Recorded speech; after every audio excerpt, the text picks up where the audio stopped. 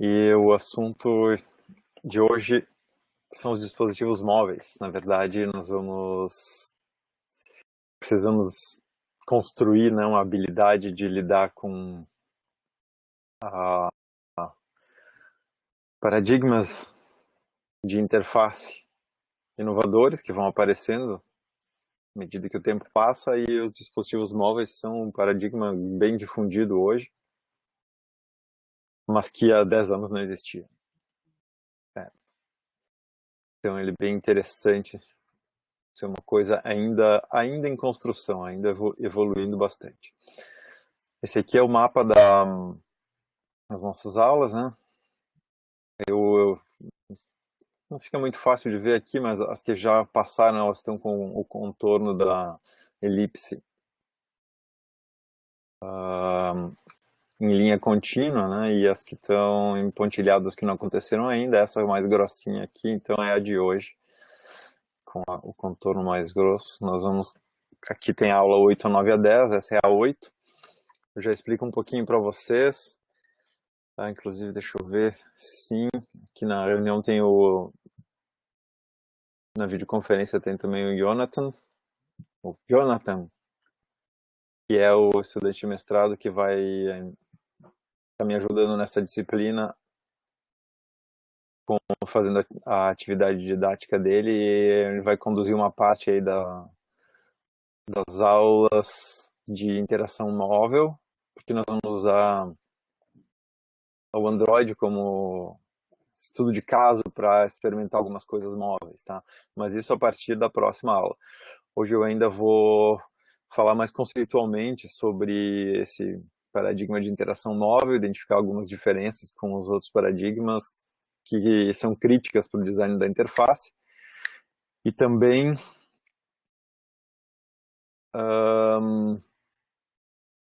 mostrar a teoria de onde isso veio, quais são as correntes de pensamento que guiam, que conduzem a evolução da computação móvel e técnicas para interagir, né, dentro desse contexto de mobilidade. Então, nós vamos fazer essa aula hoje, e ela é mais alto nível. Nas outras duas nós vamos focar mais no Android, tá? Eu falo um pouco mais disso mais adiante.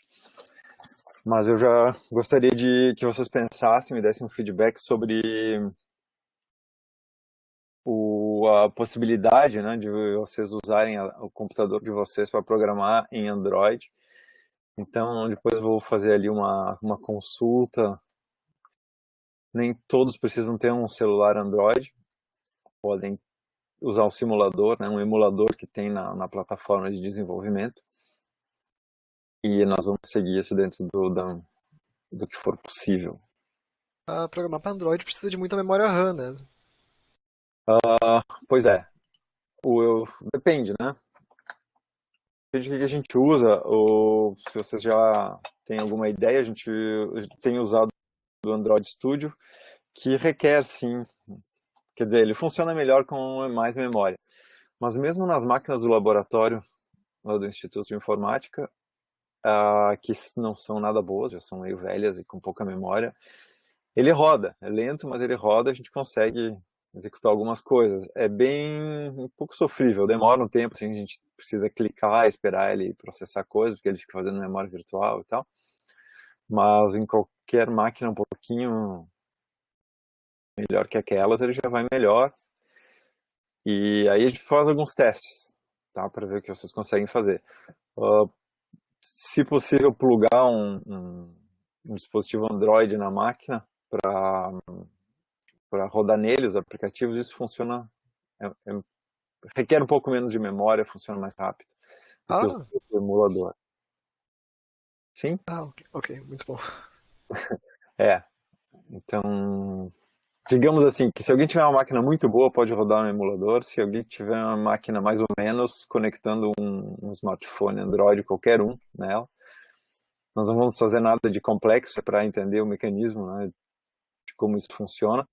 Até porque o design de interface, ele acaba sendo feito com ferramentas de mais alto nível, na maioria das aplicações que vocês conhecem por aí, e não programados direto no Android Studio.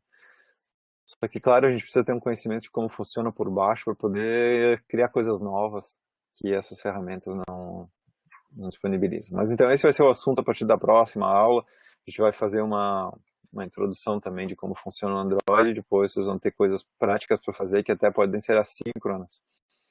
Então a gente não precisa ficar aqui conectados todos juntos fazendo. Vocês fazem e a gente marca daí uma sessão para tirar as dúvidas, destravar alguém e apresentar os resultados. Tá?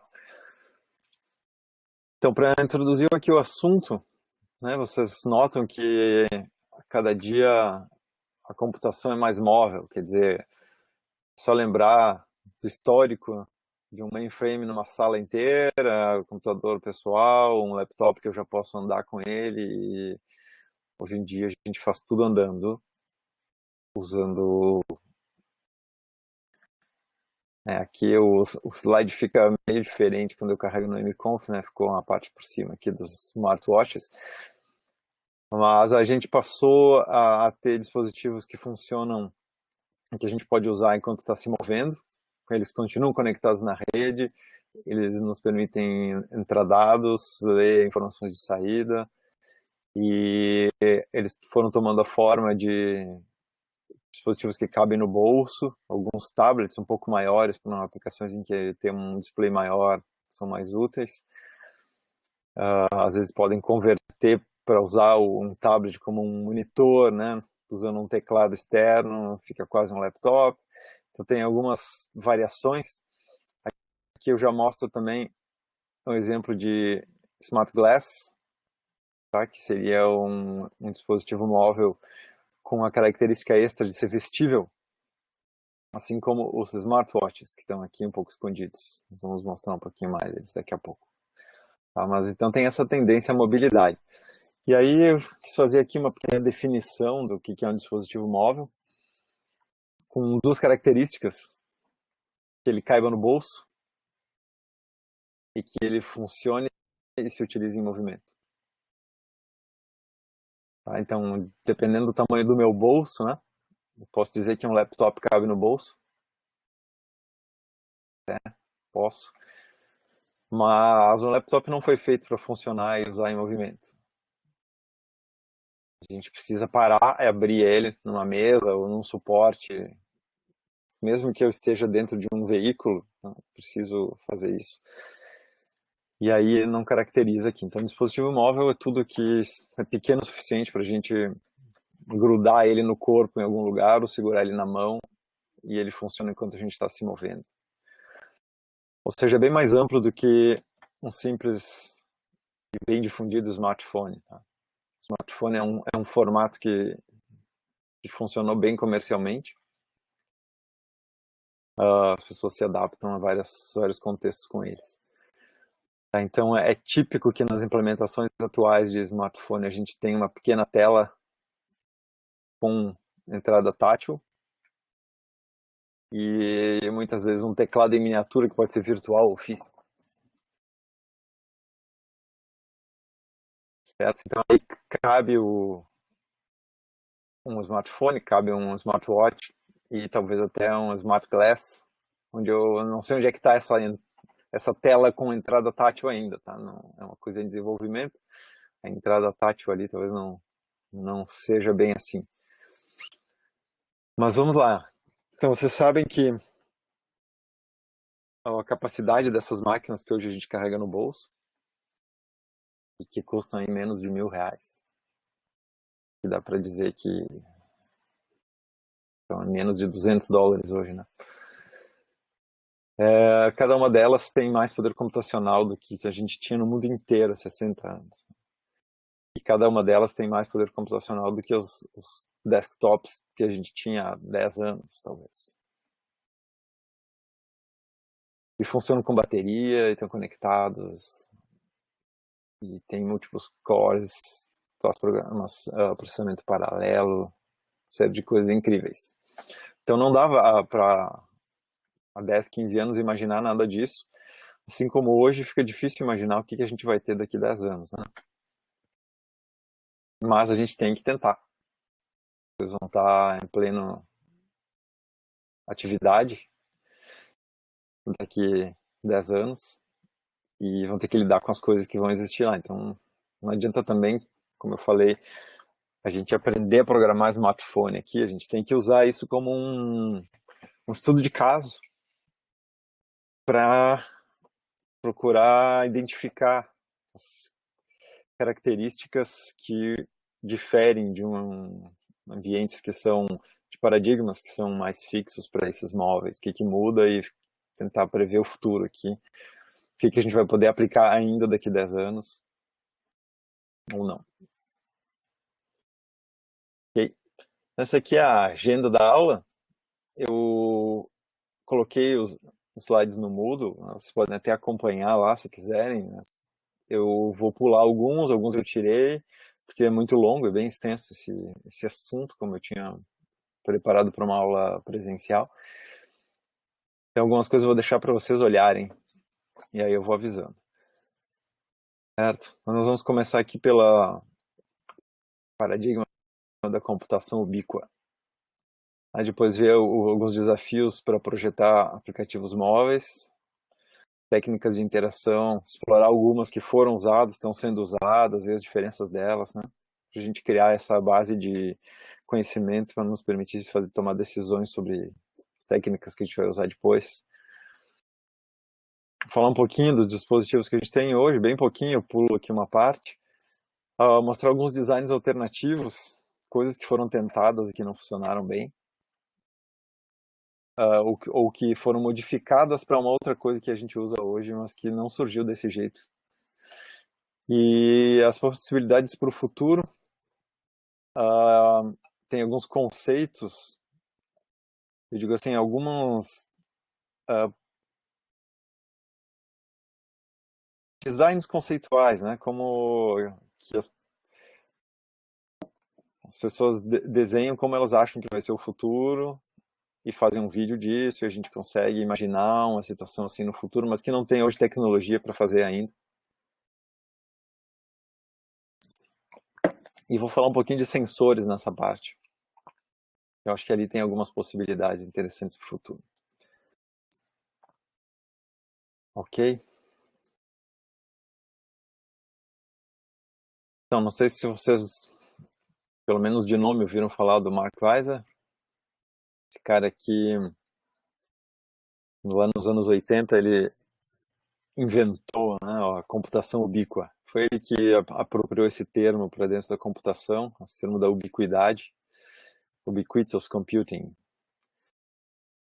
Aí ele, no fim, acabou morrendo cedo, podia ter contribuído muito mais aí com a área. Mas a ideia da computação ubíqua é uma coisa que às vezes se mistura com o termo pervasivo também, eu vou tentar diferenciar um pouquinho daqui a pouco. Mas a ubiquidade significa estar em toda parte. Então é o computador se metendo em todas as atividades humanas, em todos os ambientes físicos, né, nos móveis, nas roupas, intermediando a atividade humana em todas as partes. Tá? Isso foi lá em 88 e de fato foi assim que foi acontecendo. Hoje em dia a gente está tendo aula aqui toda intermediada por sistemas de computação. Mas o Weiser ele tinha também uma visão que não é compartilhada por todo mundo, que é essa questão da tecnologia desaparecer quando ela fica importante. Quer dizer assim, tecnologias mais profundas são aquelas que desaparecem. Desaparecem não quer dizer que elas deixam de existir. Quer dizer que a gente deixa de enxergar que elas estão ali. Elas não são mais um intruso. Então elas se misturam na vida cotidiana até o ponto que a gente não distingue mais. Vamos pensar em low tech, né? Em baixa tecnologia. Coisas que a gente, diz a expressão em inglês, take for granted. A gente assume que é assim. Por exemplo, lápis, caneta, papel, um livro. São tecnologias, são coisas que surgiram na história da humanidade há pouco tempo, relativamente, e ajudam a gente a trabalhar, mas elas estão ali estão tão disseminadas e inseridas na vida cotidiana que a gente não percebe mais. Então, tem um dispositivo que é excelente, que são os óculos, simples óculos de grau que corrigem miopia, astigmatismo, hipermetropia e outras alterações da visão. É um dispositivo de tecnologia que a gente usa e está naturalmente inserido, né? Então imaginem agora sistemas de computação que atinjam esse nível assim de não ser mais um trabalho vir ali, conectar no mconf, fazer o login, ter certeza de que o microfone está funcionando e o som está funcionando, que ainda é um problema hoje, né? Então, as coisas teriam que ser mais tranquilas. Então, os princípios dessa computação ubíqua claro, assumindo, né, que o computador é uma ferramenta que ajuda a gente a realizar alguma tarefa. Essa é a parte que a gente pode assumir, né? Daqui em diante, as ideias dele. O melhor computador é tranquilo como um servo invisível. O que vocês acham disso?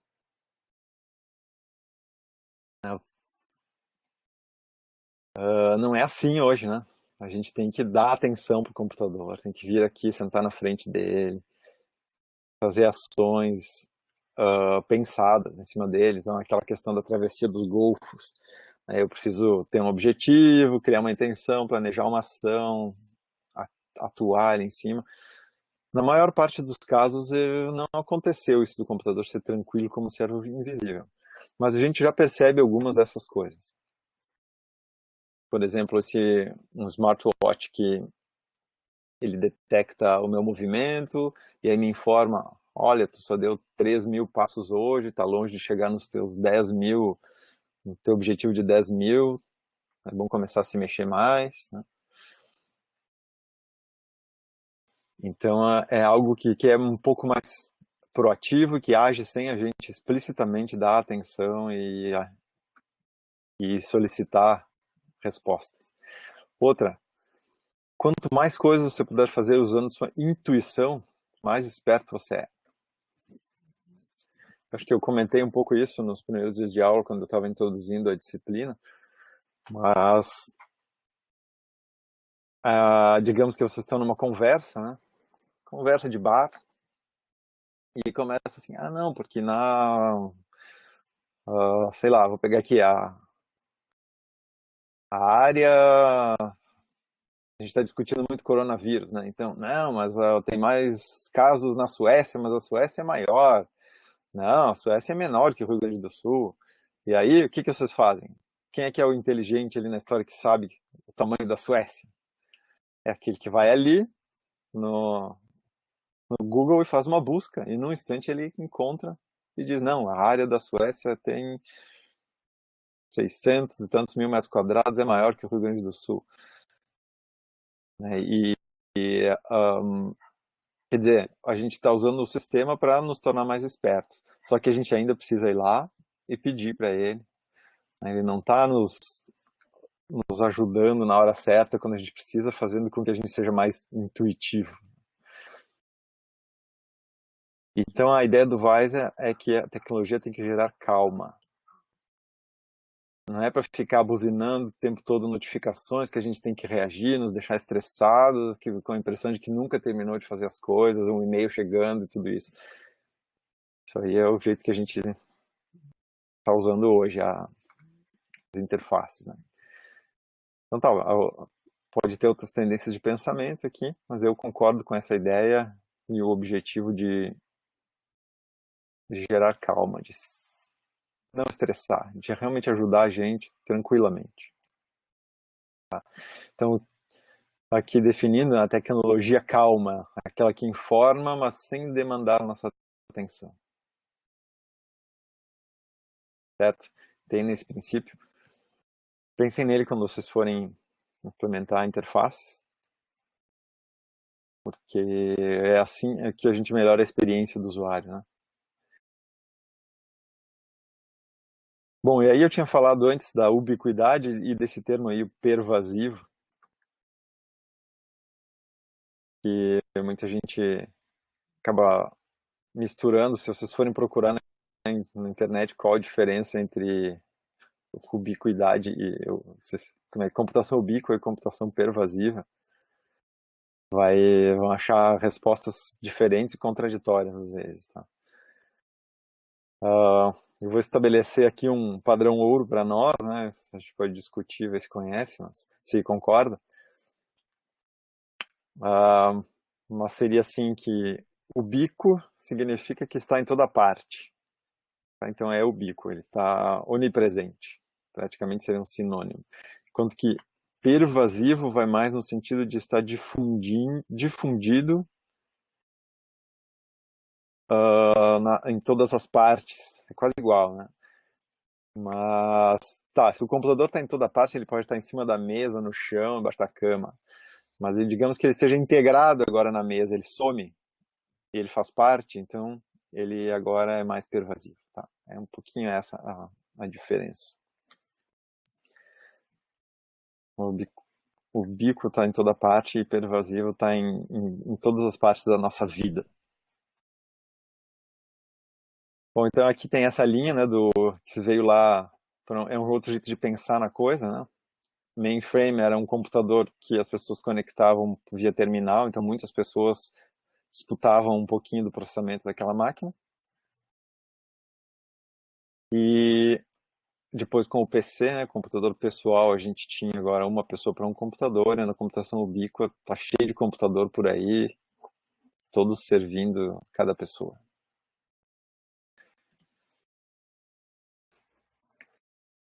Ok? Pegaram essa ideia, essa linha aí da computação ubíqua, do Weiser. Procurei lembrar disso na hora de preparar modelos conceituais, ver o quanto estão gerando estresse ou gerando calma para os usuários. Bom, então agora descendo um pouco, né, desse nível conceitual para um pouco mais do nosso dia a dia, vamos ver alguns desafios chaves para desenvolver aplicativos móveis. Né? Porque o que a gente faz hoje em termos de computação móvel? É desenvolver aplicativos para celular, para smartwatch, talvez. É possível que alguns de vocês nessa turma tenham feito trabalhos de aula com isso ou façam estágio com isso. Enfim, por curiosidade, desenvolvam aplicativos. Né? Então ali a gente tem o quê? Uma dessas pequenas máquinas que a gente carrega no bolso. Né? Sempre tem recursos físicos limitados. Tá? Isso é sempre em comparação ao que a gente tem num desktop da mesma geração, digamos. Ou num laptop da mesma geração.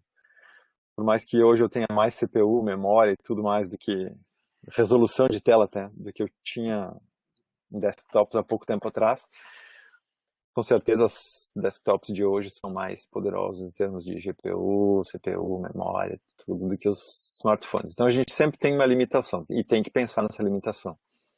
Então, é bem crucial que a tela seja menor, independente de a resolução dela ser alta. Né? Ela vai usar um espaço no campo visual do usuário que é menor,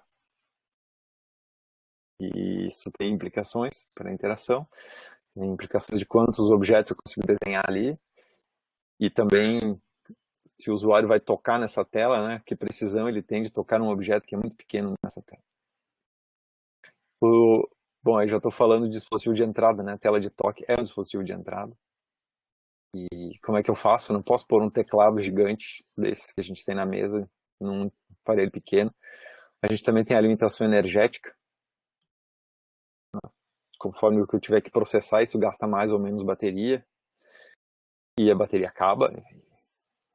E aí eu preciso carregar de novo. Além disso, eu tenho contextos de uso diversificados. No desktop eu consigo prever melhor onde é que ele vai estar, em que ambiente, em que condições. Algo que é móvel pode estar em qualquer contexto, pode mudar de contexto, inclusive, durante a utilização.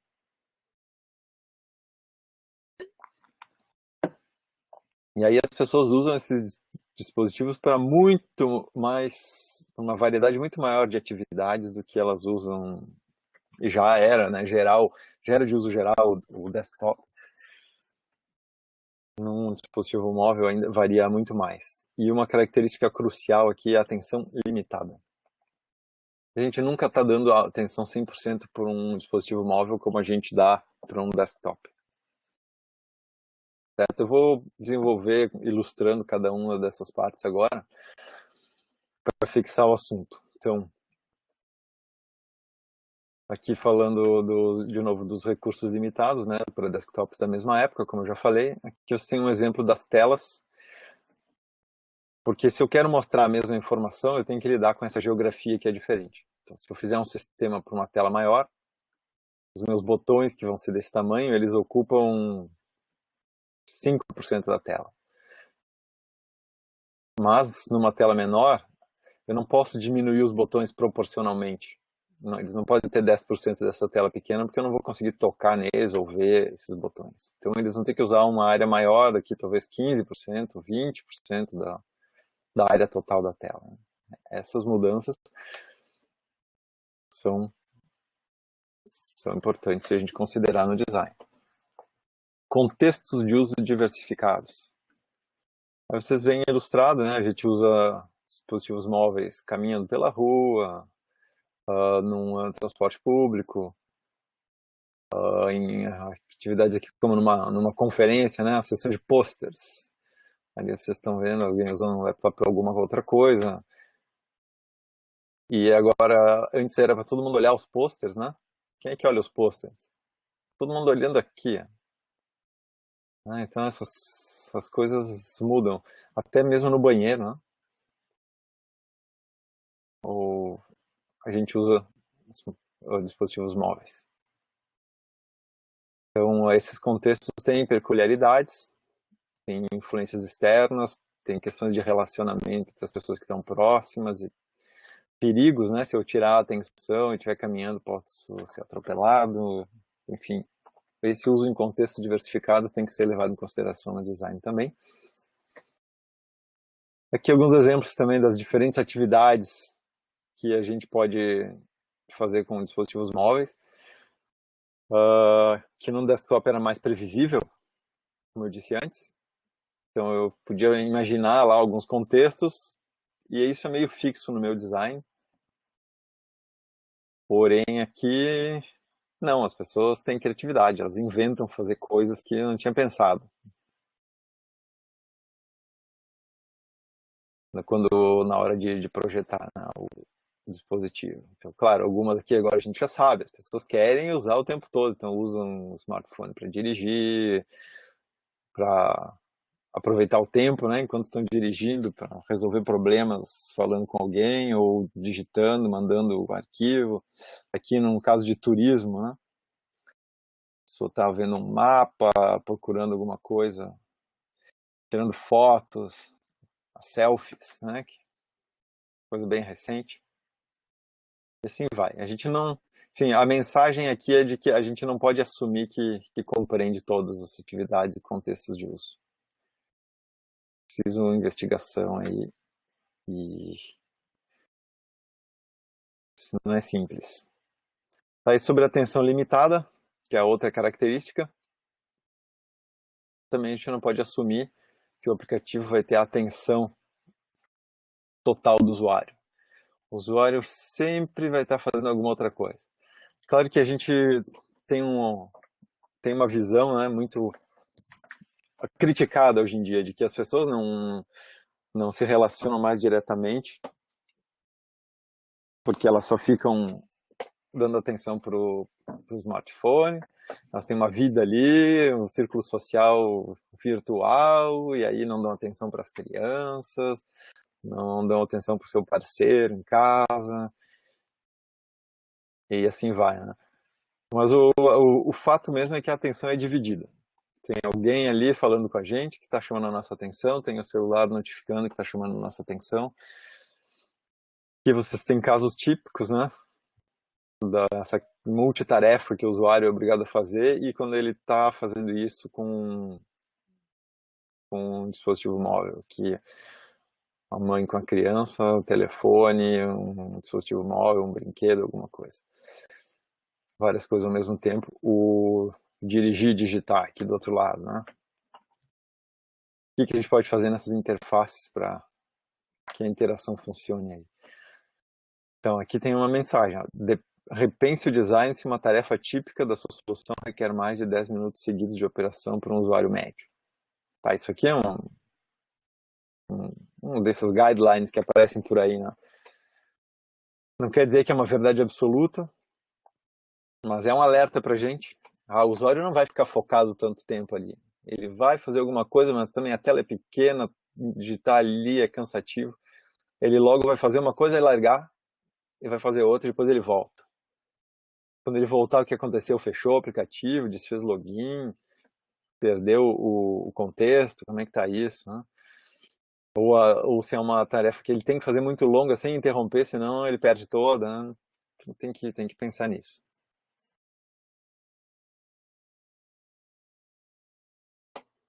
Dúvidas aí? Algum comentário? Alguma coisa que vocês queiram acrescentar?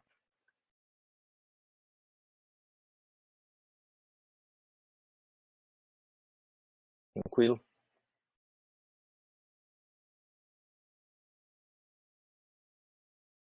Então vamos ver um pouquinho técnicas de interação com dispositivos móveis.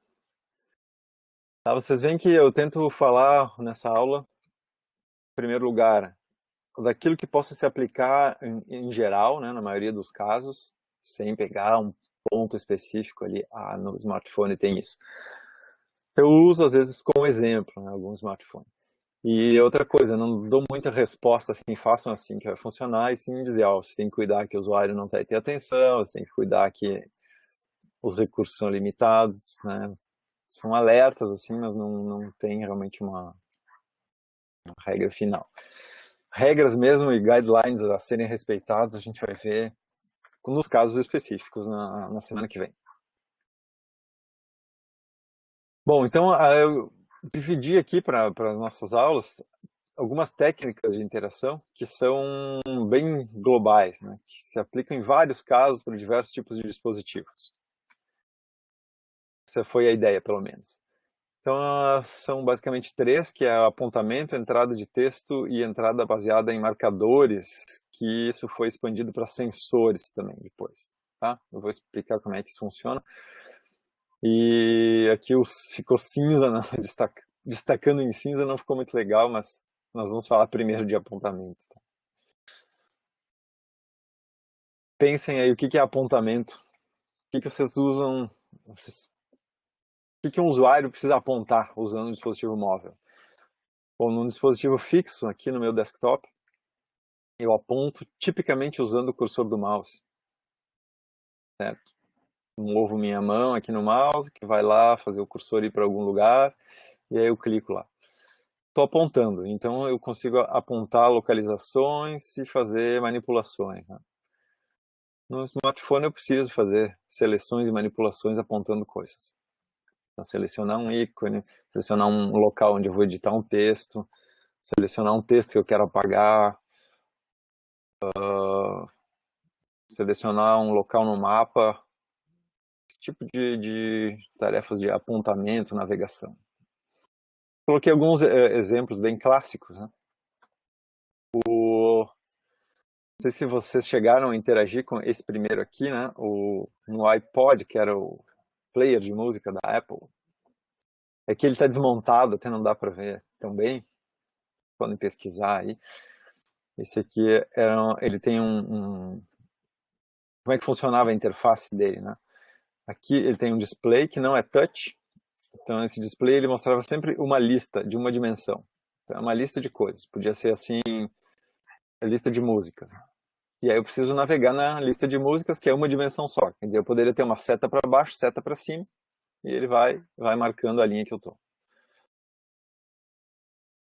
Bom, só que eu posso ter 5.000 músicas e ficar indo com a seta para baixo, 5.000 músicas não é viável. O que vocês fariam para resolver essa situação?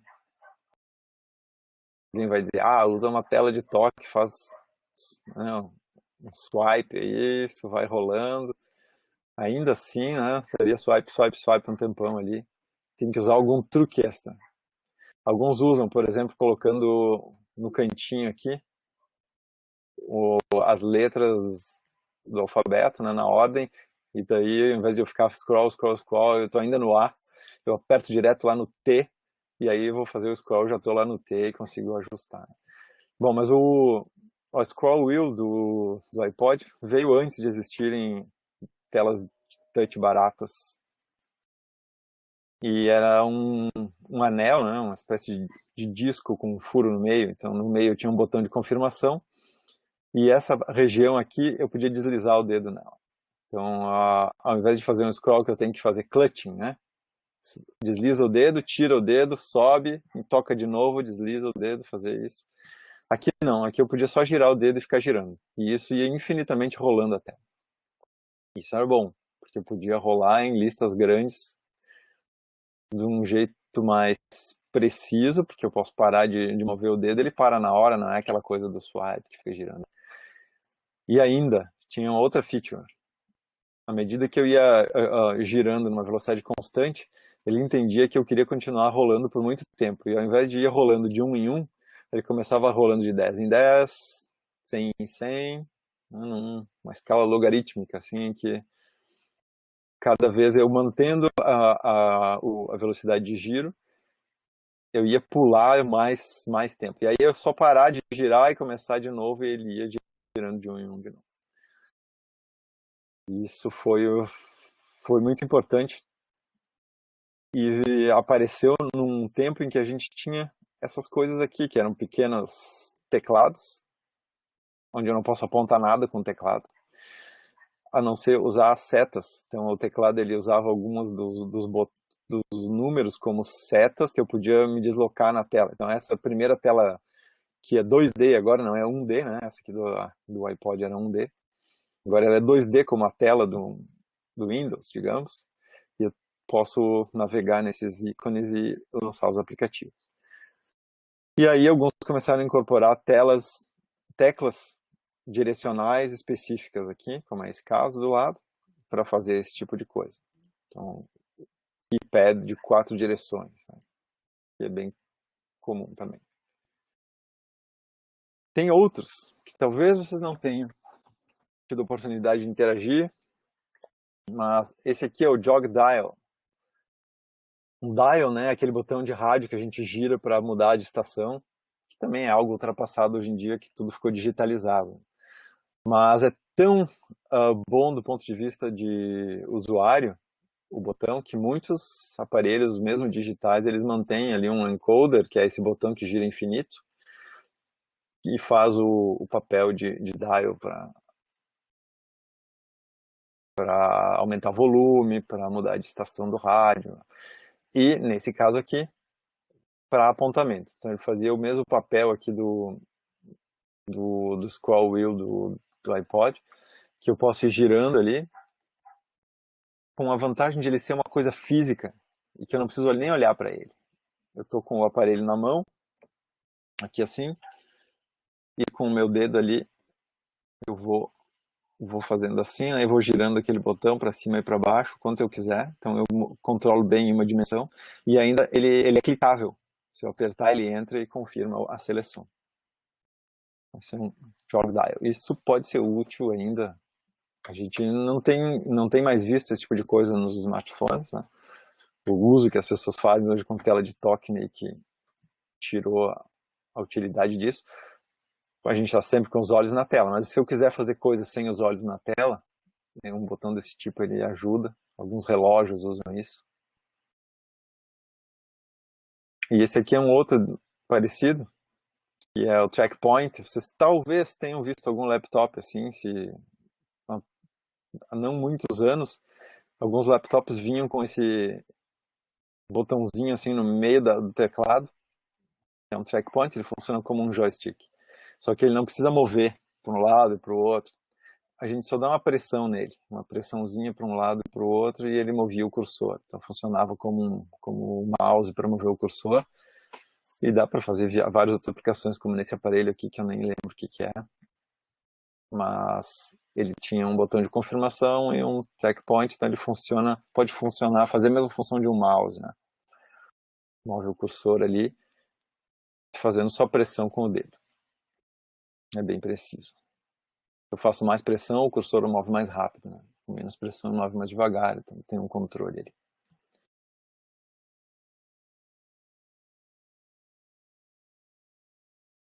Bom, mais apontamento. Depois de um tempo também a gente adquiriu aí tecnologia suficiente para usar sensores de imagem que permitem fazer apontamento usando câmeras ou câmeras simplificadas, né? Todo mundo hoje usa um mouse desse tipo que usam uma luz e um sensor, né? Mouses óticos, se diz. Ele usa a luz e um sensor e ele consegue projetar uma luz, às vezes infravermelho. O meu mouse aqui, ele faz uma luz infravermelha, então a gente não vê nada vermelho aqui, né? Mas alguns têm a luz visível. Projeta no substrato aqui. Tem uma câmera bem simples que captura a textura do substrato e sabe se eu estou movendo ele. Usando o mesmo princípio, com o smartphone a gente pode usar a câmera do smartphone para saber o quanto esse aparelho está se movendo no espaço. Ele pega uma imagem da câmera, que pode ser numa resolução baixa até, mas precisa fazer processamento dessa imagem, analisando a sequência. Então processa a imagem, identifica pontos-chave.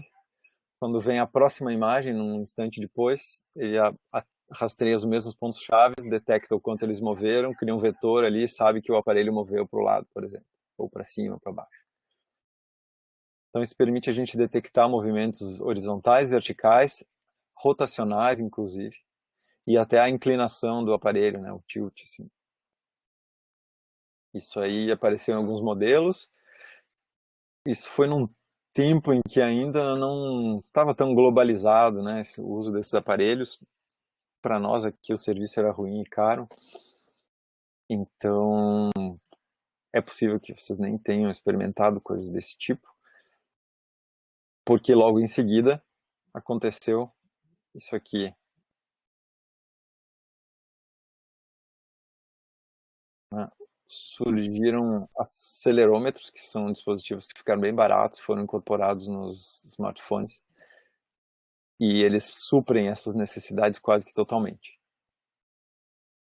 Pelo menos para a maioria das tarefas do usuário. Vou falar um pouco de sensores depois. Mas ainda na parte dos sensores eu vou estender um pouco essa questão de imagem e também dos acelerômetros. Ok? Então, apontamento, que é uma tarefa necessária para muitas aplicações. Fiz aí um apanhado breve para vocês pensarem, né? Isso aqui é apontamento. A gente faz assim, como é que eu posso fazer melhor?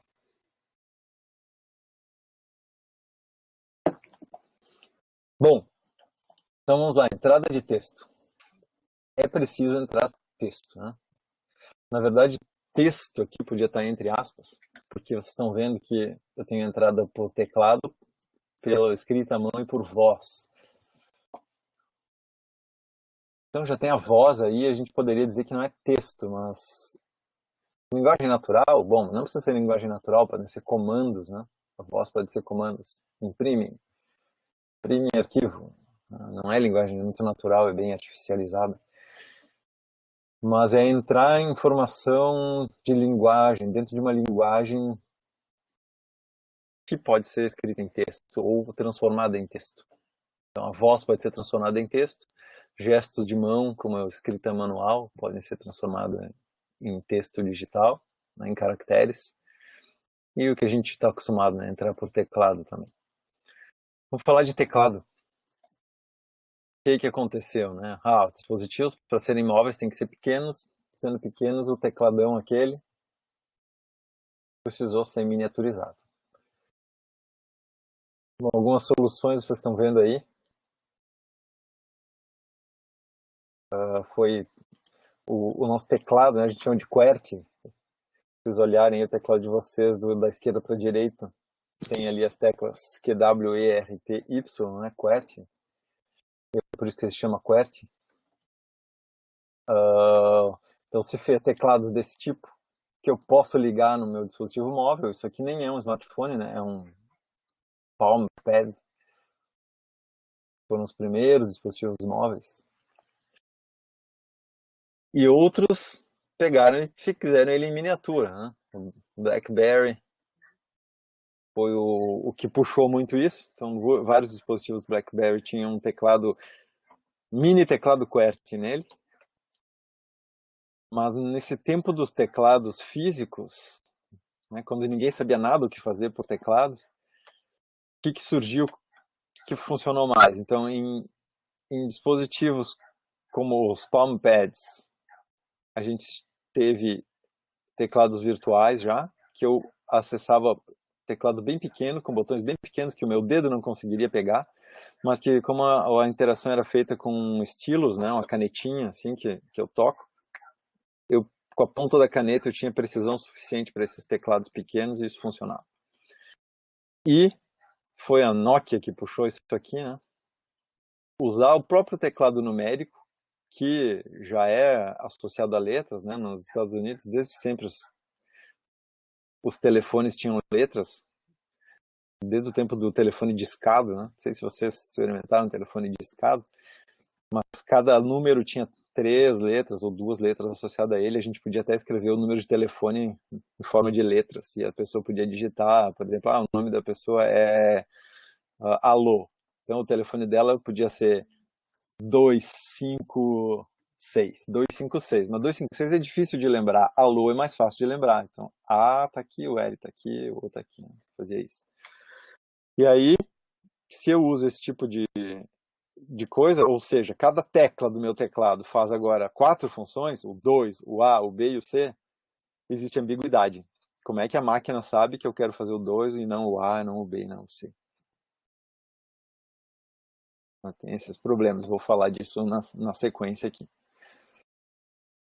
Então, o que se faz para criar, o que se fez, né, para criar teclados QWERTY portáteis foi reduzir o tamanho absoluto, que eu mostrei ali, ou reduzir o número de teclas, criando ambiguidade.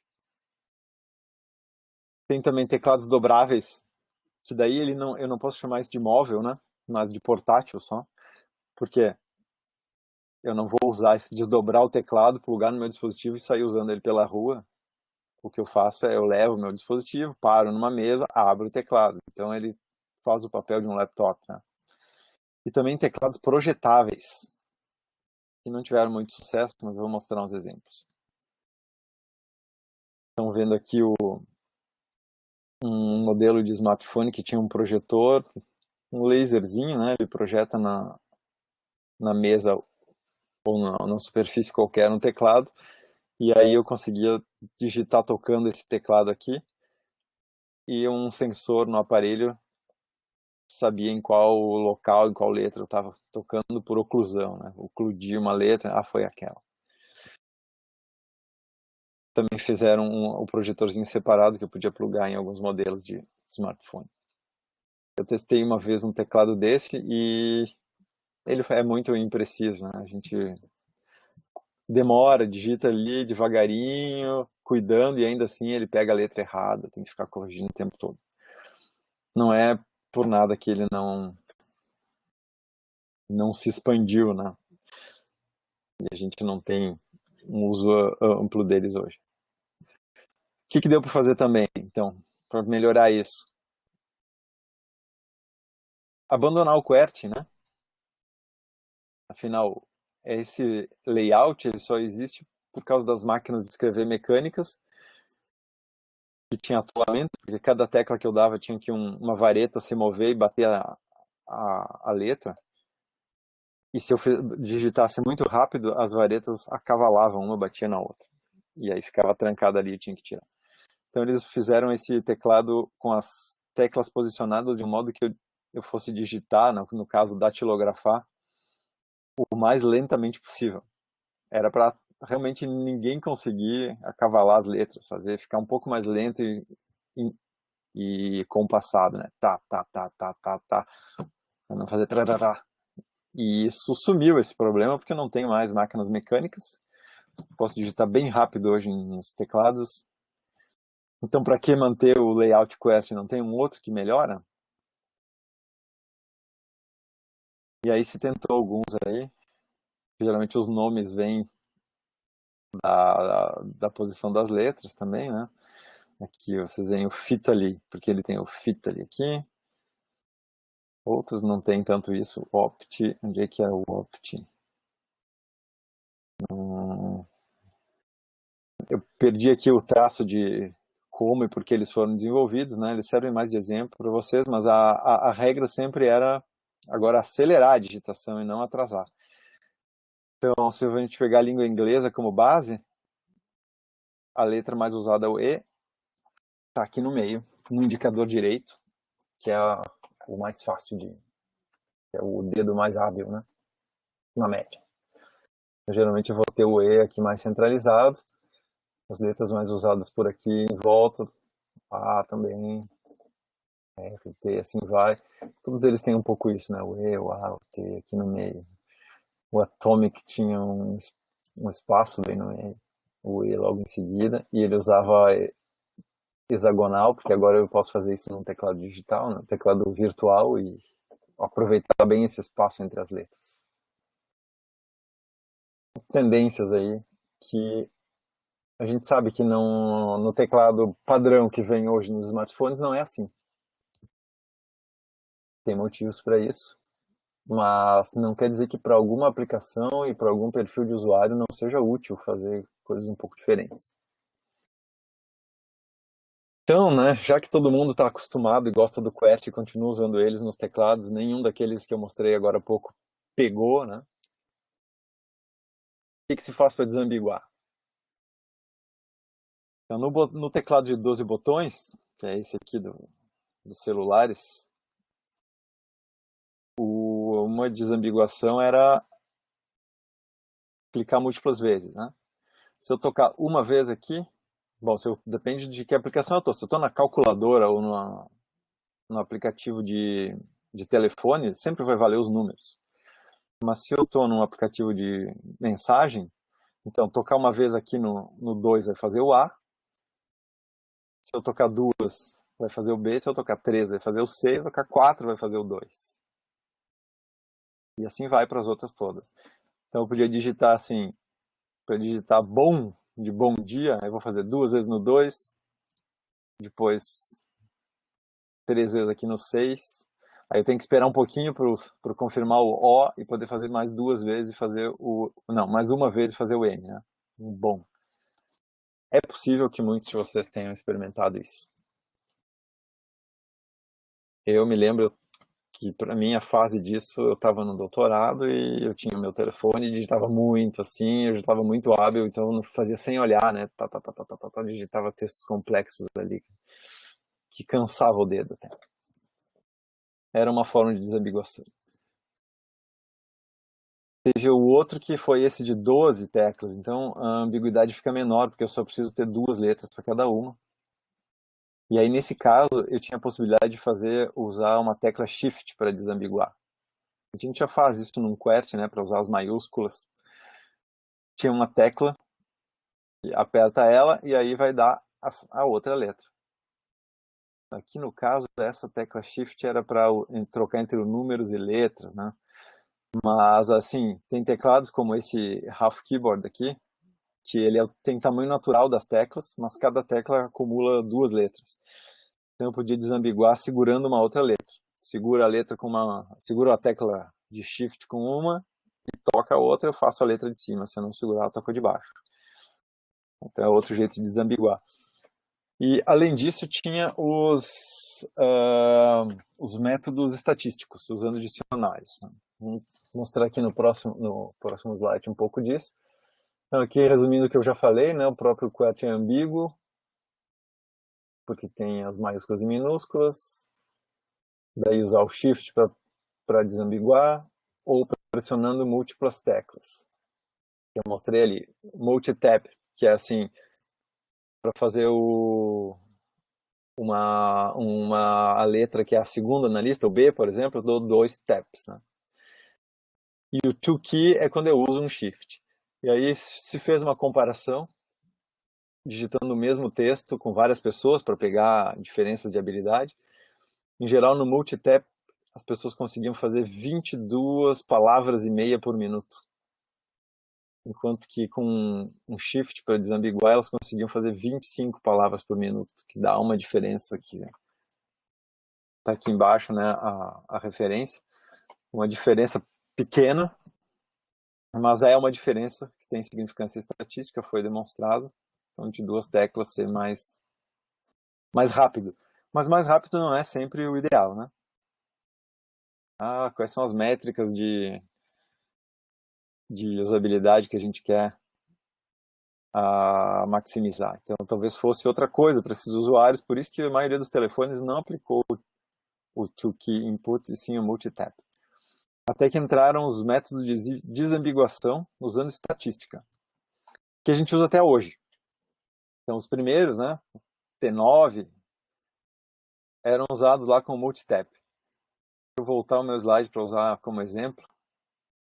Se eu pegar esse teclado aqui, né, de 12 botões, agora eu quero escrever alô. Ao invés de tocar uma vez aqui, 3 aqui e 3 aqui, que eu vou precisar de 7 toques, né, para fazer um alô. Vocês conseguem ver, né, o meu cursor aqui. Com a desambiguação essa, eu só dou uma vez em cada tecla. Então, aqui no 2, no 5 e no 6, o que ele pode escrever com essa combinação de teclas? Então, ele pega o A com J. Tem alguma palavra de A com J? Talvez bem poucas. Ágil, por exemplo, poderia ser. Aí ele pega A com K. Bom, A com K não tem nenhuma. Não, aqui o Ajax que ele sugeriu tem o X já, né? Bom, mas tudo bem, ele não sabe que eu vou fazer só 3 teclas. Então valeria. Eu dou essas 4 teclas aqui, aí ele sabe que é Ajax. Mas se eu fizer só essas 3 e parar, ele vai olhar no dicionário e vai ver todas as combinações possíveis. AJM, AJN, AJO, BJM, o AKM, AK, todas as combinações, vai ver quais que tem no dicionário e quais que são mais prováveis e pum, vai jogar aquela. Se aquela primeira mais provável não é a que o usuário queria, ele vai ter que apagar e escrever de novo. Mas tipicamente nesses métodos estatísticos, ele, ao mesmo tempo que usava por default a que é mais provável, ele mostrava numa barrinha aqui em cima, né, da tela, as 4, 5 mais prováveis, assim. E a gente poderia escolher uma dessas direto. Isso ainda acontece hoje, né, nos smartphones, quando a gente... O corretor que corrige para a gente automático, às vezes ele oferece algumas opções no meio da digitação. Eu escrevo 3 letras lá e ele já, como vocês estão vendo nesse aqui, embora o que eu queria mostrar fosse outra coisa, né, ali em cima tem algumas opções e eu posso escolher. E aí tem o T15, que era um outro método, mas então usando esses métodos estatísticos condicionários, você chegou a 45 palavras por minuto, que é uma diferença bem grande para o que eu tinha antes. Certo? E tudo coisa inventada bem em pouco tempo, isso aqui. Mostra que a gente pode ainda inventar. Aqui, nesse exemplo do lado, vocês têm um swipe, né? Eu vou falar do swipe, o swipe escrito assim, porque foi criado como um produto, tá? Era um teclado extra, né? Ele não estava incorporado nos teclados do Android como eles estão hoje, né? A gente podia simplesmente deslizar o dedo sem tirar, e ele também, estatisticamente, ia saber, bom, começou a tocar aqui, então essa letra vai entrar. Fez uma curva abrupta aqui, mas foi no N ou foi no J? Não sei bem se foi no N ou se foi no J, né? Mas fez uma curva aqui. Aí depois foi lá para o A, fez uma curva claramente no A, voltou para cá e parou no M. Então o que ele escreveu? Opa, eu estou olhando do lado errado, né? É de trás para frente. Eu estava lendo. Ele começa no M, vai para o A, faz uma curva de volta aqui entre o N, o J e o H e vai para o Y. Então provavelmente é MN, que é o que está marcado aqui em cima. Mas podia ser outras, né? Mint, o many, assim, se eu tenho 2 vezes o N. Enfim, tem outras possibilidades menos prováveis. Funciona desse jeito. Também é bem mais eficiente. Então esses são os teclados já de uma versão um pouquinho velha, né? Vocês conseguem identificar aqui pela parte de cima do sistema, mas os teclados são um pouco ainda dessa forma aqui, com o tamanho deles e tamanho das teclas e até o número de pixels que eles usam, tanto aqui num Android quanto num iPhone, bem parecidos, tá? Quer dizer que as coisas convergiram para um padrão. Tem diferenças, aqui vocês veem a vírgula do lado, que aqui não tem, né? Os caracteres especiais estariam aqui escondidos, eu preciso desambiguar. Mas vírgula e ponto são bem comuns, então eles apareceram aqui nesse teclado. Alguns ícones, né, para busca, que são metáforas que a gente já conhece, o Shift aqui, Backspace. Tem alguns padrões que a gente observa. Então as coisas foram mesmo, moveram de um teclado físico para um teclado virtual, que é muito mais flexível. Eu posso mudar ele com um update de software sem precisar substituir o aparelho, né? Só que tem uma diferença importante. Nos teclados físicos, o usuário pode manter os dedos nas teclas e ele sente as teclas. E aí ele pode focar no que está sendo digitado na tela. Não precisa olhar para as teclas. No princípio, depois que ele está treinado, ele já sabe onde estão as teclas. Elas estão sempre no mesmo lugar, tem os contornos, onde a gente consegue saber que elas não vão fugir dali, né, que eu digitei certo, e se eu estou olhando para o texto, ainda consigo ver se errei e apagar e corrigir rapidamente. Já nos teclados virtuais, a lógica do uso ficou bem diferente. Eu preciso olhar onde eu estou digitando, eu não tenho certeza onde é que eu vou tocar, sem estar olhando se o meu dedo vai bater numa tecla. Então, erros acontecem com mais frequência. Certo? Qualquer mudança no deslocamento no dedo acaba levando ele para uma outra tecla, que não é a tecla desejada, e eu não estou sentindo se escorreguei o dedo para o lado. Além disso, o próprio teclado, como ele é virtual, ele pode mudar, ele é dinâmico. Muda do shift, né, para maiúscula minúscula, ele muda de numérico para não numérico, aparece smileys, né, as carinhas para a gente escolher, enfim, dá para mudar bastante coisa, para mudar para outra língua, para caracteres chineses, cirílicos, etc. Então o que acontece é que os usuários vão digitar olhando para o teclado e não para o texto. E aí eu tenho um teclado que é pequeno, teclas pequenas, o usuário olhando para o teclado, o dedo do usuário cobrindo as teclas. Situação aí que a gente precisou lidar. Então logo surgiram soluções assim. Bom, eu bati o dedo aqui. O meu dedo aqui ele está ocluindo só uma tecla e meia, né? Mas ele podia ser um dedão grande que oclude todas. Assim.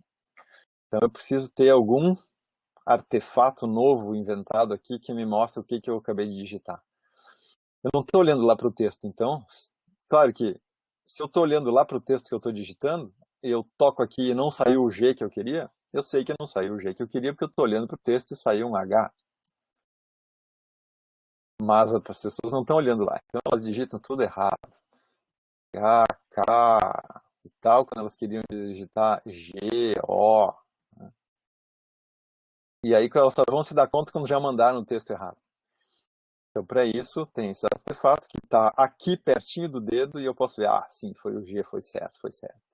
É a mesma coisa aqui no iPhone, que tem esse balãozinho. Esse aqui também já é antigo, já é um pouco diferente hoje. Mas eles têm essa característica ainda. O design visual foi mudando.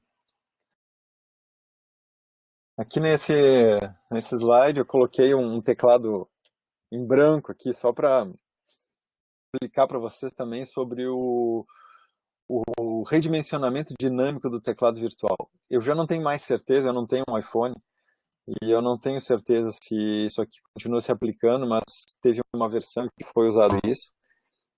Podem testar no Android se isso funciona assim.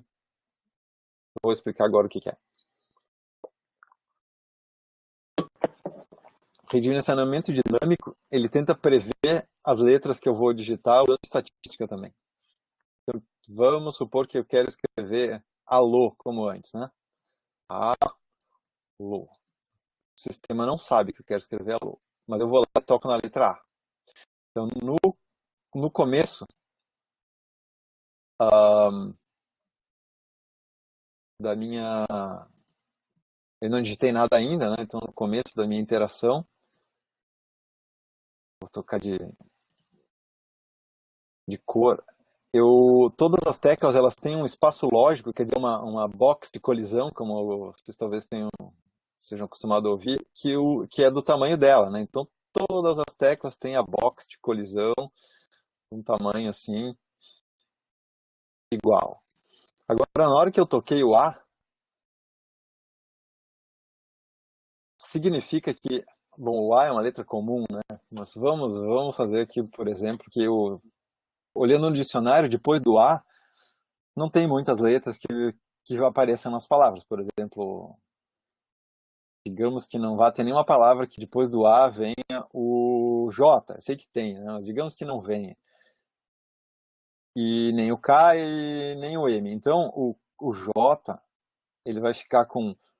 O K e o M vão ficar com um espacinho pequeno de bounding box, de colisão. Já o L, que é mais provável, ele vai ficar com um espação assim. Ah, o C também é mais provável, vai ficar com um espação assim. Mas o V vai ficar assim, o B assim. Então, quando a pessoa vai digitar alô, mesmo que ela venha agora e toque o dedo em cima do J aqui assim, ou do K aqui assim, ou do P aqui assim, na verdade eu botei em lugares errados, né? Aqui eu estou bem fora do L. Mas se eu tocar aqui assim, mais perto do P do que do L, ou aqui mais perto do O do que do L, ou mais perto do K do que do L, ainda assim o sistema vai entender que eu quis digitar um L, porque ele pegou uma bounding box grande. Agora que eu digitei o L, apaga tudo e ele refaz. Ah, depois do L provavelmente seja um U, então o U vai ficar grande assim, provavelmente não vai ser um T, nem um G, nem um H. E aí, quando eu digitar, o meu dedo deslizar para fora aqui, ainda assim ele vai pegar o U. Talvez vocês tenham notado ao digitar que digitaram certo, vocês estavam olhando e digitaram em cima de uma letra. Mesmo assim ele pegou uma outra. Isso se explica por esse ajuste dinâmico da box de colisão das letras.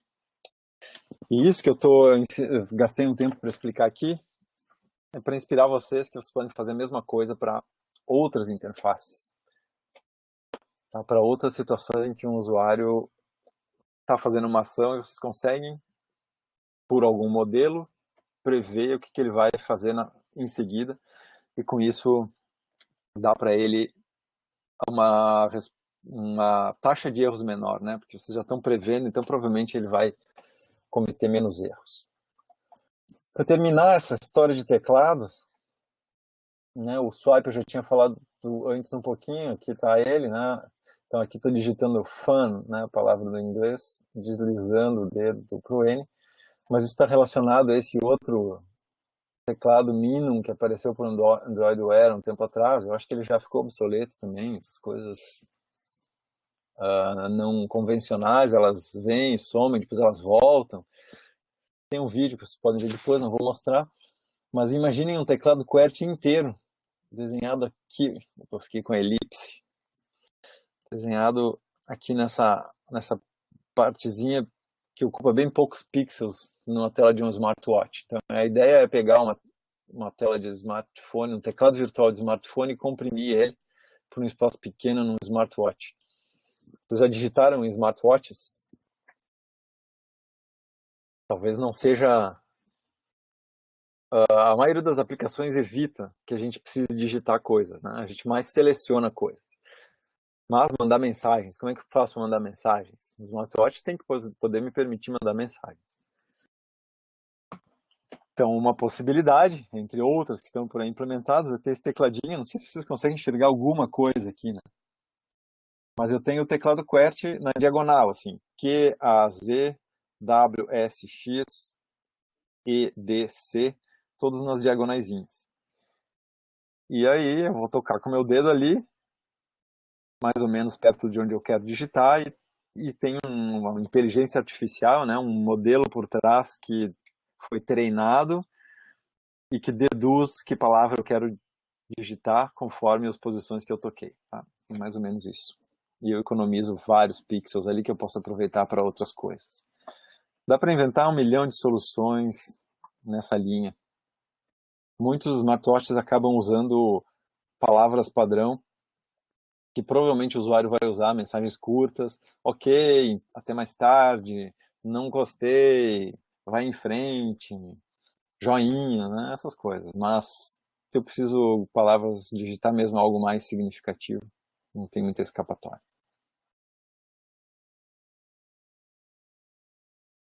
Vamos lá então, entrada de texto por escrita à mão agora, rapidamente só, porque isso caiu em desuso. Eu não digo que não seja útil em alguns casos, sei lá, um sistema que um mergulhador está usando para analisar algo no fundo do mar e ele precisa escrever e vai escrever como, né? Uma tela de toque, muito ruim e tal, talvez uma canetinha para escrever o manuscrito seja uma boa. Mas é uma coisa velha, esse sistema foi patenteado há muito tempo atrás, que é eu fazer gestos com uma stylus, uma canetinha que não é uma caneta, e um sensor que detecta esses movimentos e transforma eles em caracteres. Isso foi muito popular nos Palm Tops, nos Pocket PCs dos anos 90, e tinha lá de grafite, né? Essas pichações que a gente fazia das letras. Então não precisava fazer o A com o traço, né? O A eu só fazia assim e já era o A, não precisava fazer o traço.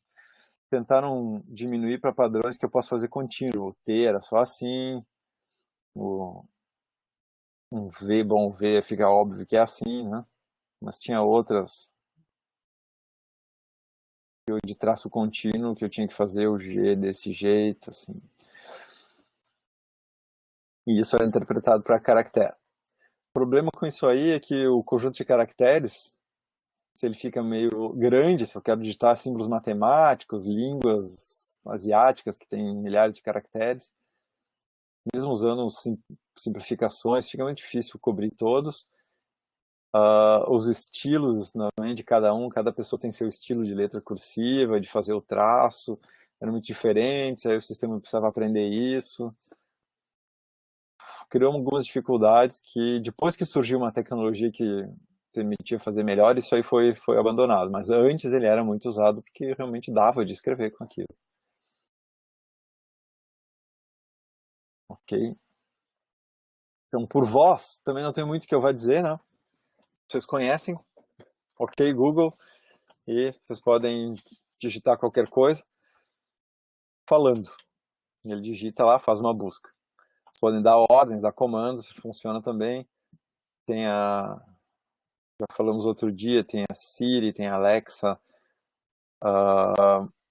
e a gente pode integrar isso em editor de texto para editar texto, corrigir textos. Eu dei o exemplo de um sistema de radiologia que o médico vai fazendo o laudo do exame, né, ele vai olhando as imagens e vendo, encontrei uma alteração na região tal, com tantos centímetros, e ele vai falando ali.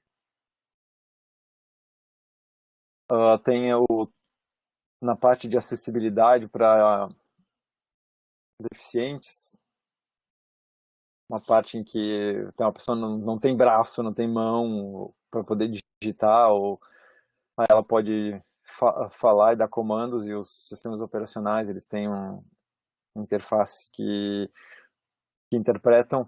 Na verdade, simplesmente é um filtro ali, né? Ao invés de eu digitar uma coisa, que o sistema operacional já funciona com o texto digitado, eu falo e essa fala é convertida. Tem muitos algoritmos que resolvem isso. O Google tem um, a Amazon tem outro, a Apple tem outro, e várias empresas que individualmente focam só nisso para alguns vocabulários específicos. Também vendem serviços nessa linha. Alguns deles podem ser instalados nos dispositivos, mas muitos são acessados online. Tem um que eu não lembrei o nome agora, acho que é Newton, da IBM, que é bem bom, ele faz também síntese de voz, se não me engano. A gente pode mandar o texto, ele sintetiza a voz, nos manda a voz, ou a gente pode falar, pega o áudio, manda o áudio. O Denison sugeriu aqui Bixby, da Samsung, eu não conheço também. E aí eles ficam pegando os nossos clipes de som, né? E guardam tudo lá no servidor deles e usam isso para diversos fins que a gente não sabe, mas eles nos dão o texto convertido em contrapartida, aí, sem cobrar nada.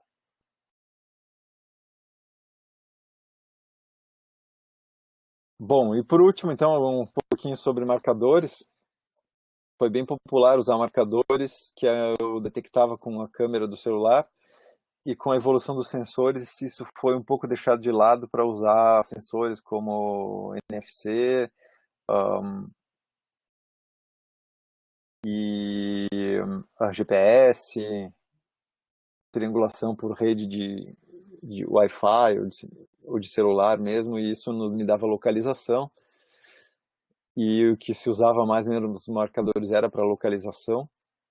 Depois também o processamento de imagens evoluiu para pegar imagens mais complexas, a gente abandonou esses marcadores, mas ainda continuou usando a câmera.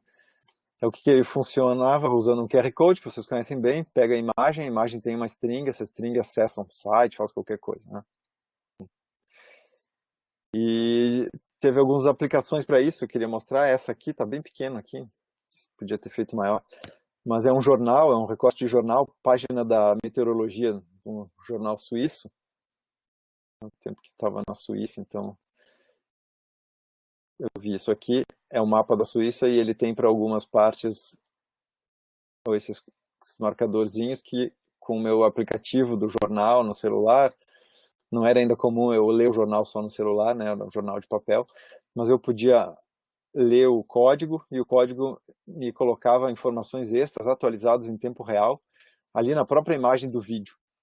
Então, vocês têm aqui o vídeo da página do jornal com o código sendo reconhecido pela câmera e ele acrescentando informação atualizada aqui da temperatura em determinado local. Esse tipo de coisa. Dava para usar para manipular visualizações 3D também. Então, conforme eu me aproximasse de um marcador, o aparelho sabe que eu estou me movendo para frente ou para trás, porque ele está maior ou menor na imagem da câmera, ou está para um lado ou para o outro. Então, eu conseguia saber onde é que o aparelho está no espaço, usando a informação que a câmera captura do marcador, né, as projeções perspectivas desse quadrado aqui, e saber onde é que o dispositivo está no espaço. Então, isso é uma maneira de fazer com que o marcador seja um satélite local, um satélite indoor, né, dentro da sala, e eu posso mover o celular aqui, como ele está vendo o marcador, ele sabe onde ele está. A gente fez alguns trabalhos usando tablets com isso. Então, aplicativos colaborativos num espaço em que eu troco informação de um tablet para o outro e cada tablet sabe onde ele está em relação aos demais, usando essa informação aí.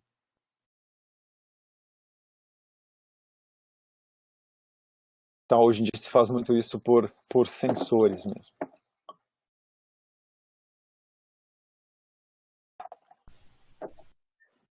Bom, sobre os dispositivos hoje, eu só coloquei 2 gráficos para a gente ver que os dispositivos Android e iOS, que são essas 2 linhas aqui em cima, eles têm a maior parte do market share. Isso aqui é 2016 só, tá? No próximo eu mostro um 2018. Mas outras plataformas, Windows Phone e outras, estão aqui embaixo e foram sumindo. Então, se a gente for falar de dispositivos móveis hoje e quiser abranger um número grande de consumidores, a gente tem que pegar um desses dois. Né? Esse é o market share do iOS e o Android. Outros aqui a gente nem vê no gráfico, né? Tão pequeno que ele está. Aparece para 2018 no terceiro trimestre, já com zero, virtualmente zero. Muitos abandonaram.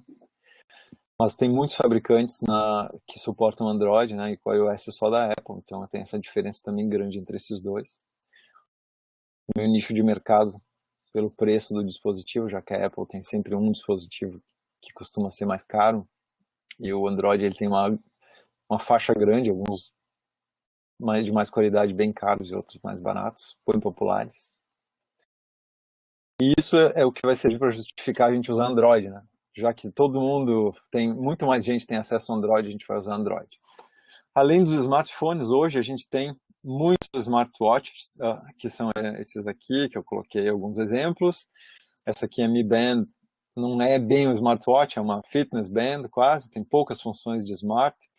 O Apple Watch, ele tem muitas funções. Esse aqui é um Garmin, também ele fica na faixa de preço até superior ao Apple Watch, mas ele usa um sistema próprio dele, não é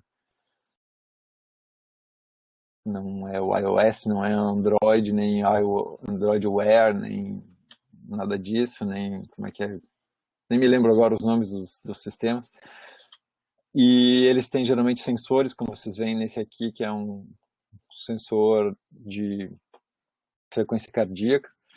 Então, também monitora o usuário já, é um dispositivo vestível, além de ser móvel. E os smartwatches, os smart glasses, já tem também alguns produtos por aí. Eles têm vários fatores, várias formas, né?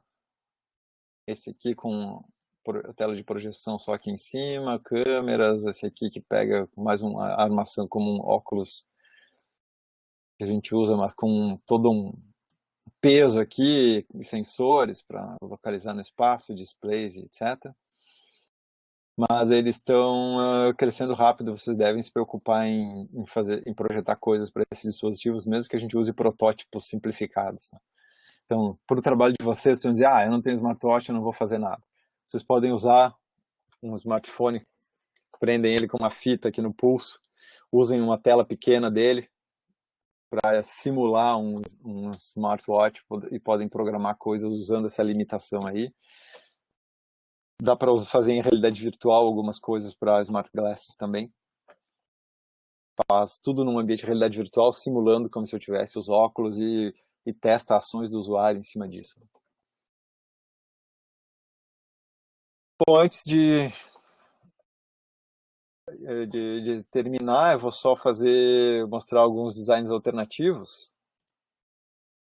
Vocês vão reconhecer alguns deles, né? Isso aqui foi no tempo que surgiu o Java.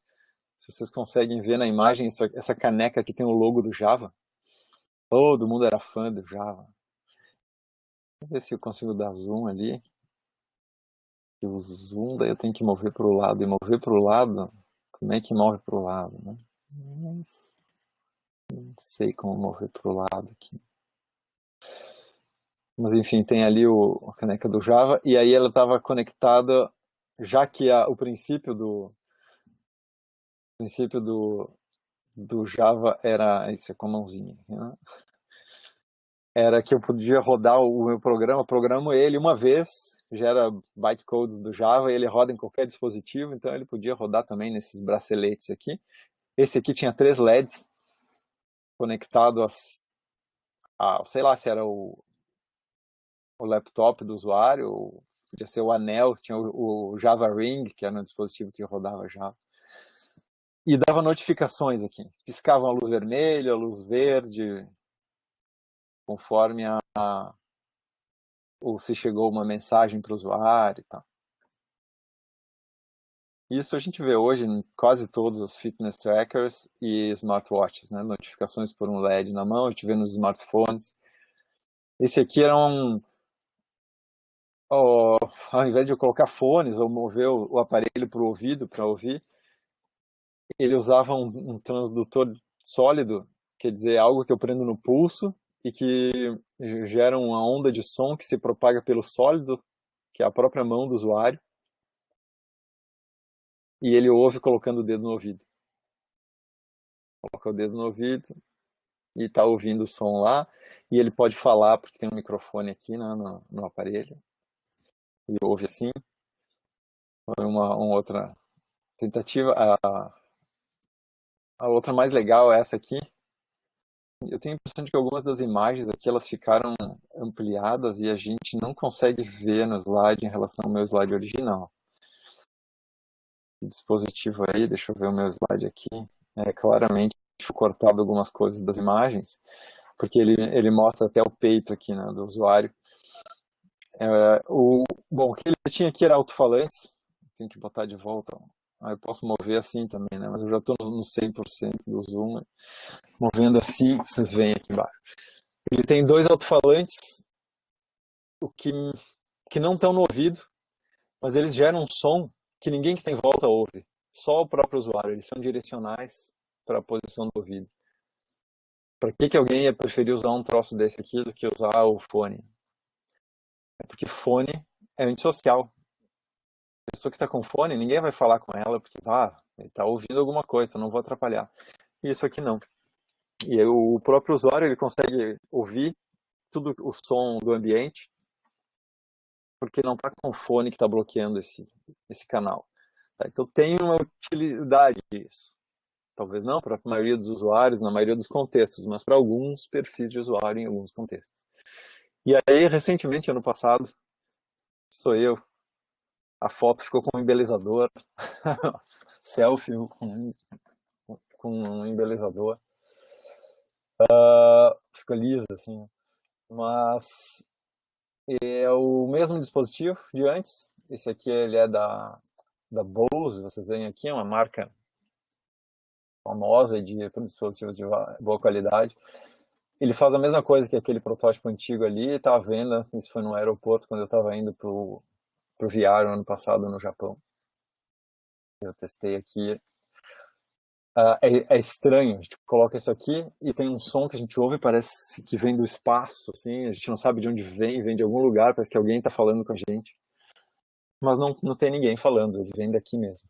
E quando a gente tira ele continua produzindo som, mas eu já não ouço nada. Então é só quando eu coloco aqui que eu ouço. Botando aqui, só se eu colocar o ouvido perto, assim, para ouvir. Realmente funciona essa tecnologia aí. Para alguns casos. Eu tô com todo o zoom alto. Vocês não veem meus botões de zoom, mas ele tá todo em zoom alto. E eu preciso ficar fazendo pano aqui. Lume Touch. O que tem de... Bom, não sei por que ele tá aqui, né? Como dispositivo móvel. Mas é assim, imagina, são dispositivos pareados. É um frame de uma moldura de porta-retrato, foto de casamento de propósito. Porque o noivo tem um porta-retrato que é casado com o da noiva. Aí quando aqui ela tá, como é que eu vou dizer aqui, um dos dois, né, tá com saudades do outro, eles não estão juntos, e ele vai lá e toca com a mão e acende a luz do outro para ele se lembrar que tá, para o outro saber que aquele ali tá pensando nele e tal.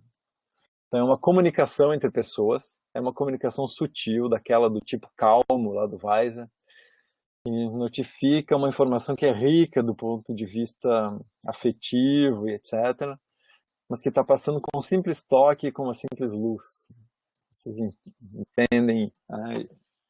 Isso aí, quando eu falo de dispositivo móvel, é um conceito interessante. Claro que eu posso implementar isso no meu smartwatch, no meu smartphone. Estou lá com o meu smartwatch correndo na rua, e aí tô lembrando lá da minha pessoa querida, aí eu tenho lá no meu aplicativo, eu toco ali, e aí conforme o toque que eu faço pode significar, tô com saudade, ah, outra coisa qualquer que eu queira dizer, tô preocupado, ou sei lá. Existem muitos, são enormes as possibilidades. Daí tem o fingering, que é nos sensores nos dedos para poder digitar em qualquer superfície, fazendo tap, tap, tap nelas. Depois a Samsung implementou um protótipo disso real. Ele tinha com fio e sem fio, num conceito aqui, mas também, né? Funcionava, movia os dedos e digitava. Mas os usuários não gostaram. Daí tem os Arm Tops, que ampliando os meus smartwatch para um braço inteiro, então eu tenho um Arm Top ou um Wrist Top, né, que na verdade é o smartwatch, mas esse aqui era um conceito antigo da Sony com câmera. Depois se eu uso no braço inteiro, eu preciso ter uma tela curva, fazer toque nessa tela curva. Tem algumas outras coisas que dá para fazer se eu tenho mais área, né? Bom, existe um botão Fit to Page, que mesmo quando eu estou no Zoom, 100% ele volta ao normal. Agora eu resolvi aqui. Então, possibilidades para o futuro, essas eu vou deixar para vocês, tá? Então aqui eu só vou pular os slides. Tem uns links para conceitos futuristas, são vídeos bem interessantes. Olhem várias vezes, olhem com um olhar crítico. Como é que eu implementaria isso? Será que o usuário gostaria disso? Isso ganharia o tempo do usuário? Ou realmente é só uma bobagem que alguém pensou e é mais artístico do que prático? Pensem em algumas coisas que, como isso aqui, já são coisas de alguns anos atrás. Talvez algumas dessas já estejam incorporadas hoje, mas deem uma olhada, tá? Tem aqui algumas coisas como com as telas curvas, que hoje estão saindo, com duas telas, sistemas que deslizam, holografias, tá? Essa tela que se desdobra aqui, né? Como uma lâmina. O Peeble, que usava... Isso aqui eu posso comentar, ele usava ink, como é que é o nome? Digital Ink, ou Digital Paper. Quer dizer que ele não precisa ser iluminado, né? Ele tem alto contraste na tela sem precisar iluminar. Esse meu, vamos ver se vocês vão ver aqui, vocês vão conseguir ver a tela do meu Amazfit. Ele tem, dá para ver os números lá. Ele não precisa luz, mas claro, eu posso apertar aqui, ele acende, né? E aí tem luz, é no escuro, mas se não com a luz externa ele aparece. Agora esse Peeble, ele tinha uma tecnologia diferente, nova, e isso aqui ameaçou alguns grandes players do mercado. Daí a Fitbit foi lá e comprou a Peeble. Fitbit, vocês devem ter ouvido falar de nome.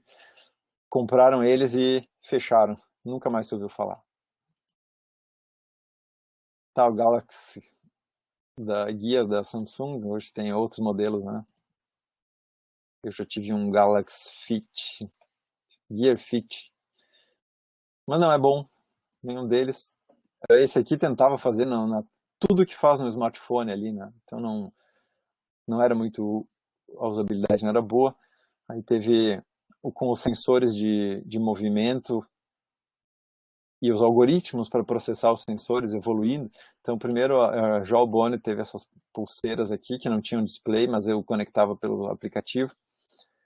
E ela conseguia monitorar a atividade física e o sono pelo movimento, com algoritmos que processavam os sinais de aceleração. Fitbit tinha ainda um produto que era como um chaveiro para andar no bolso e contava os passos, usando a aceleração também. Depois eles foram evoluindo. Aqui tem um exemplo da tela que rastreia o sono, então a qualidade do sono a cada dia, a quantidade de horas, e vai tentando estimular o usuário a mudar seu comportamento, sem forçar o usuário. Isso é bem importante. A gente às vezes vê ideias de empresas que não dão certo porque eles tentam fazer um sistema que vai substituir o usuário em alguma coisa, tomar decisão por ele, e o usuário não gosta. Mas o usuário se beneficia quando a gente calmamente, né, diz para ele assim: hoje tu dormiu só 6 horas, né? Para ser saudável, tu precisaria dormir mais. Aí no outro dia ele dorme 6 horas e meia, eu digo: muito bem, tu aumentou o teu sono, ainda precisa um pouco mais, porque 90% dos usuários saudáveis, eles dormem mais do que tu, não dormem mais. Fica fazendo assim, aí a gente vai se convencendo. Outra coisa é criar gamificação com isso. Então eu coloco meus amigos na lista, daí eu vejo que os meus amigos estão caminhando em média 10 mil passos por dia, e eu só 5 mil. Aí eu vou tentar alcançar eles. No outro dia ele diz: opa, você está chegando perto dos seus amigos. Aí para os meus amigos ele diz: vocês estão perdendo terreno, vocês vão ser alcançados. E aí estimula todo mundo a fazer mais coisas. O Bruno sugeriu aqui, comentário, que o Poke Walker da Nintendo DS também é bem legal. Eu não conheci, não cheguei a usar. E aí, falando de sensores, para terminar, a gente vai ter muita coisa vindo no futuro, que já tem muita sendo desenvolvida agora, que já funciona em protótipos. Algumas estão sendo usadas para aplicações médicas, por enquanto, onde elas têm um efeito mais forte, né, no momento. Então, monitorar pacientes Deixa eu dar zoom nessa figura para a gente ver, conseguir ler as legendas aqui. Aí vocês veem sensor de pressão arterial, de eletrocardiograma, um oxímetro, né, seria útil agora para o coronavírus. As pessoas começam a perder capacidade respiratória e isso detectaria. Sensor inercial que está na perna, ou uma eletromiografia para ver a atividade muscular. Esse ICP seria o quê? Não consigo me lembrar do que é essa sigla, mas ali provavelmente tem a ver com atividade cerebral. E já existem alguns desses em prática, tá? Os sensores existem, então é só programar eles num sistema computadorizado, mandar para a nuvem, avisa o médico, avisa alguma pessoa que, tipo assim, parente, um cuidador, né, de um idoso que possa ter alguma coisa. A outra que eu não comentei aqui era o pâncreas artificial, né, o que fica liberando insulina conforme o paciente precisa. Tem um sensor de insulina no sangue, ele regula, já que o pâncreas não está funcionando, faz isso automaticamente. Já é possível fazer isso e muitos outros sensores desses estão surgindo com uma miniaturização enorme. Aqui vocês veem um desses numa lâmina de microscópio, então eles são bem pequenos. E vai aumentando também a aceitação das pessoas para ter essas coisas implantadas nelas. Ops. E em breve a gente vai poder programar interfaces para isso. A gente tem que pensar, né? É um sensor lá implantado, o que isso tem a ver com IHC? O usuário vai ter que ter um display, vai ser no óculos, vai ser notificação, ele vai receber uma vibração. Como é que o usuário vai interagir com essa informação? Daí a informação às vezes é complexa, como é que ele vai visualizar isso? Vou usar a realidade aumentada, plotar isso no chão, na parede. A gente precisa pensar nessas novas aplicações. A linguagem tem que ser mais baixo nível para programar esse tipo de coisa, já que vai ser bem pequena, então deve ter menos memória também. Olha, como tudo, né, a gente tem múltiplas camadas para programar as coisas. Vocês podem imaginar que vai ter alguém lá do sistema embarcado, alguém de nem não é mais microeletrônica, né, nanoeletrônica, que vai desenvolver esse tipo de sistema, mas para o nosso interesse a gente vai usar uma API mais alto nível. Então o que eu tenho, do ponto de vista de interação no computador, é uma API onde eu digo lá, me dá aí a média dos últimos 3 minutos da insulina no sangue da pessoa, me dá aí a frequência cardíaca atual, a derivada da frequência cardíaca, como é que ela está subindo. A gente vai usar uma API desse tipo para pegar esses dados e aí montar feedbacks e tal. Eu acho que é nesse nível. E depois a própria ação do usuário, quando ele levanta a mão, levanta da cama, deita, senta, isso é uma ação que o usuário faz que está alimentando esse tipo de sistema, então também tem a ver com o IHC. Certo? Eu preciso saber, deu um pico no batimento cardíaco, o que aconteceu? Está tendo um infarto? Não, o cara simplesmente estava dormindo, acordou e levantou da cama. Né? Então tem que detectar essas coisas. É um pouco nessa linha. Bom, não dá tempo de a gente discutir tudo, embora seja interessante. Vai ter que ir fazendo isso, talvez mandem e-mail, eu vou postando coisas no Moodle, mandem mensagens nos fóruns. As mensagens de hoje, né, é que a gente tem que enfrentar pelo menos 4 problemas para desenvolver, assim, voltando para o nosso mundo de hoje, né, aplicativos para dispositivos móveis. São essas aqui, as exigências do projeto para mobilidade, tarefas e contextos são diferentes. Eu preciso acomodar toda a diversidade desses contextos, tarefas, usuários, e também dispositivos diferentes, serviços de rede que estão ou não disponíveis, e diversas aplicações também. Às vezes a gente desenvolve um sistema que para uma certa aplicação que a gente imagina e se descobre que para uma outra aplicação ele é mais útil. Né? Também os modelos de HC que a gente tem hoje, eles são fortemente embasados no desktop, nos sistemas mais consolidados, e mapear direto eles para um sistema móvel pode não funcionar. Uh, já surgiram agora, como a gente já tem 10 anos aí de smartphones no mercado, já tem modelos específicos de HC para smartphone, mas aí eu não tenho nada muito consolidado para smartwatch e para smart glasses, que eu acho que vai ser o próximo boom, né? Todo mundo vai trocar o seu smartphone por ou complementar o seu smartphone por um smartwatch. O display vai ter que sair da mão. Eu não posso ficar com o display na mão, eu vou ter que ter o display aqui nos olhos sempre disponível. Isso deve acontecer nos próximos anos. Então já vão pensando nessas demandas novas que esses sistemas vão ter. E uma coisa que a gente vai ver ainda no semestre é a avaliação, né? Então, avaliar a usabilidade num sistema móvel, onde o usuário interage junto com as funções, com as tarefas do dia a dia dele, é mais difícil. Eu não posso trazer o cara para um laboratório para testar o uso de um smartwatch, porque no laboratório o usuário não tem as demandas que ele tem no dia a dia. Então eu preciso avaliar isso quando ele está no trabalho, quando ele está passeando no parque, quando ele está com a família. E aí eu não tenho mais um ambiente controlado. Então fazer a avaliação de usabilidade para sistemas móveis é muito mais complicado. Eu tenho que usar outros métodos, tenho que ser criativo para aproveitar o que tem de bom nisso. O cara está no ambiente dele, então o que eu posso aproveitar de bom nisso? Ele pode estar conectado na rede, me mandando os dados em tempo real, né? Algumas coisas desse tipo. Vamos ficar abertos a pensar nisso.